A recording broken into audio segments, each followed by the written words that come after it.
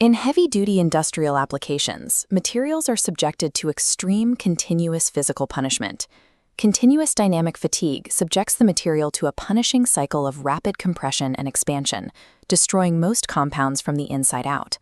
Standard natural rubber fails in this environment because internal friction generates rapid heat buildup, leading to cellular degradation. Rigid plastics offer no alternative, as they typically shatter under blunt, high-stress impacts. Polybutadiene, or BR, is the synthetic elastomer engineered specifically to bridge the gap between these two failure points. It is the second most produced synthetic rubber in the world, maintaining a massive global industrial footprint.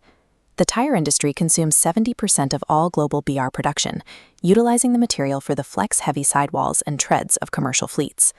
Beyond tires, BR acts as the flexible backbone hidden inside what appear to be rigid plastics. 25% of production serves as an impact modifier for ABS and HIPs, granting these plastics their necessary shatter resistance. BR's industrial dominance relies on a specific interplay between molecular architecture and chemical compounding, allowing a synthetic material to outperform natural alternatives. To understand this performance, we move from the factory floor to the thermal analysis laboratory.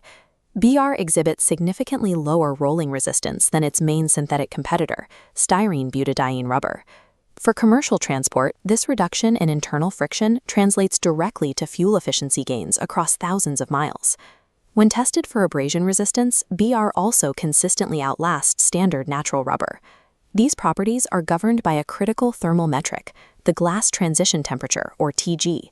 Comparing thermal thresholds, polybutadiene's TG drops to -106 degrees Celsius, well below NR or SBR, ensuring Arctic flexibility. With a specific heat capacity between 1.76 and 1.96 joules per gram Kelvin, the compound absorbs kinetic energy during continuous flexing. This thermal profile is the primary mechanism preventing tire blowouts caused by friction-induced heat. These macroscopic traits are the direct result of molecular architecture. The foundational building block of the material is the 1,3-butadiene monomer. During polymerization, organometallic catalysts dictate the geometric angles at which these monomers connect. Ziegler-Natta catalysts based on neodymium or cobalt create a molecular structure distinct from those produced with standard lithium catalysts. The industry specifically targets the mechanically critical high-cis configuration. This 1,4-cis double bond creates a permanent physical bend in the polymer chain. Thousands of these molecular bends prevent the polymer chains from aligning or crystallizing into a rigid state.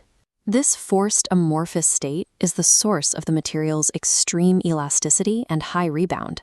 In contrast, the trans configuration produces straight chains that align into rigid plastic crystals with few industrial uses. Neodymium catalysts allow manufacturers to push the cis content to 98%, achieving the highest possible mechanical strength. Controlling these sub-microscopic isomeric ratios is the prerequisite for modern industrial performance. Despite its molecular advantages, raw high-cis BR is functionally incomplete on its own. In its pure form, the material has poor weather resistance and is highly susceptible to ozone and UV degradation. It also exhibits significantly lower tear strength than natural rubber alternatives. Raw BR is also notoriously difficult to process on standard industrial machinery. Consequently, the material is rarely used in isolation. It must be blended with natural rubber or SBR. Chemical additives are then introduced to stabilize the raw blend for industrial use. Dispersants, such as fatty acid amides, prevent the polymer particles from clumping during the formation of the compound. Separants, like silicates, create an isolation film on the rubber surface, preventing unvulcanized chunks from fusing into unusable blocks during factory transport. Lubricants further manipulate internal friction, or Mooney viscosity. To allow for extrusion or calendaring, this Mooney viscosity must be chemically forced below 77 mu. Without this exhaustive compounding process, the precisely engineered cis isomer remains an industrial non-starter. Compounding ends with vulcanization, the violent industrial step that locks the material's properties. Inside the mold, heat and sulfur forge permanent crosslinks. This reaction traps the high-cis architecture and additives into a unified, indestructible matrix. The result is a high-restitution material capable of extreme energy return and rebound. This resilience scales from commercial consumer products to the most demanding environments in aerospace. Hydroxyl-terminated polybutadiene variants serve as the binder and fuel in solid rocket boosters, surviving extreme thermal and kinetic exhaust. The exact same base chemistry found in a heavy truck tire tread is utilized to push humanity into orbit.